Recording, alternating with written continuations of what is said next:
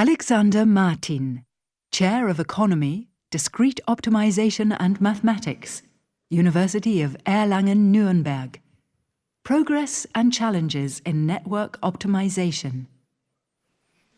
Yeah, thank you very much. So Jennifer gave a nice introduction about network problems, and I will focus a bit on the optimization, which she also shortly mentioned.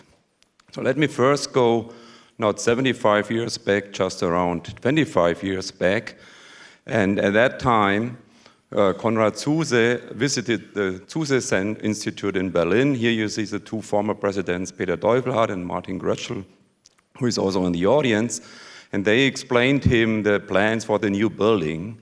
And at the same visit, I had the chance to describe Konrad Zuse, my PhD thesis at that time, and that was about packing of Steiner tree problems, basically a classical network design problem where you have to connect certain terminals in a minimal way, and this simultaneously with various sets.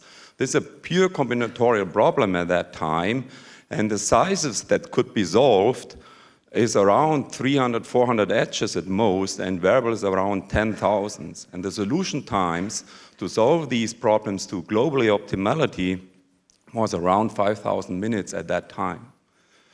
What has been the progress in algorithms, in optimization algorithms since the last 25 years, and here Bob Bixby, who is also in the audience, was so nice to give me these numbers. The working horse of optimization, integer optimization, are so-called MIP solvers. And here you see the speed up from one version to the next since 1991 to today. And if you look at the numbers and the overall improvements, you see that the mathematical and algorithmic speed up in the last 25 years is more than 1.25 million. If you compare this with the machine speed up, which has been mentioned several times due to Moore's law, this is only around a factor of 1,600. So this is one point that has also been mentioned this morning, that the algorithmic speed up and mathematical speed up, so to speak, is much higher than the hardware speed up. The nice thing, if you want to solve problems now, is you can multiply these two numbers together to get the overall speed up, and that means that problems that are solved today within 1 second could not be solved in 1991 within 75 years, to have the anniversary number by accident here again. So what is the progress today, and what can be solved now today? So the networks we are looking at, the network optimization problems, are getting much more complicated. So we look at, as was also mentioned, to energy networks, where you have to model the physics. The physics typically is nonlinear and non-convex, resulting in much more complicated optimization models. Here you see one example from Open Grid Europe, and one of the largest and complex networks on gas networks that are in the world. And these networks, with the optimization tools that we have now at hand, can be solved to global optimality basically within 30 minutes.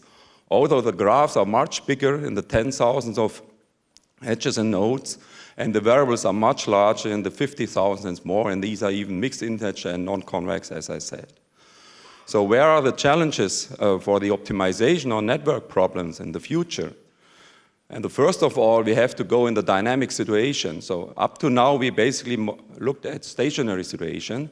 Now we want to have to involve the dynamics. If you look at the gas or water networks, there's a lot of dynamics involved. How can we handle this dynamics? And this is addressed, for example, in the corporate research centers that we actually run in Erlangen, Darmstadt, and here also in Berlin. The next thing is, of course, and this goes back to data and digital data and the hot topic of analytics. How do you bring data and optimization together? So if you want to go into online optimization, you have to have the data right in time and the right data right in time.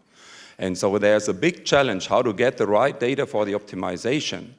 And we are currently, we come to the point that we will spend more time pumping gas than actually driving. That means we need more time to get the data in the right way in order to get the right optimization out of it. And I think this is a great challenge where people are interested in getting data recording, analyzing data, putting these together with at the end to draw the right conclusions out of the data, and here you need optimization.